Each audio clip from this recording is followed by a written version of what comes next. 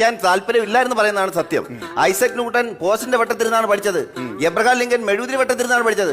American president വരായി. സാറേ, ഞാൻ ജനിച്ച നാൾ മുതൽ നേഴ്സറി പോണ കാലഘട്ടം മുതലേ എല്ലാവരും പറഞ്ഞ ഡയലോഗാണ്.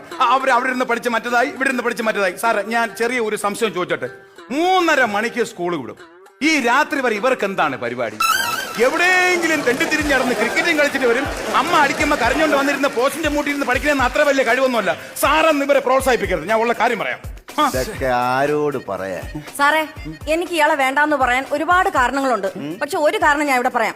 എന്റെ അച്ഛൻ എനിക്ക് സ്ത്രീധനം തന്ന വസ്തുവില് ഒരു തേക്കും ഈട്ടി തൈകളും ഒക്കെ ഉണ്ടായിരുന്നു. ഈട്ടി വരി കുറെ മരങ്ങളും ഒക്കെ ഉണ്ടായിരുന്നു.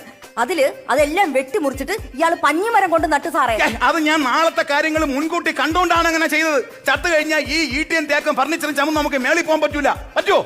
പക്ഷേ പഞ്ഞിമരം വെച്ച് കഴിഞ്ഞാൽ ചാമ്പോ മൂക്കിൽ പഞ്ഞെങ്കിലും വെച്ചോണ്ട് പോവാം. അതാണ് ഞാൻ ഉദ്ദേശിച്ചത്.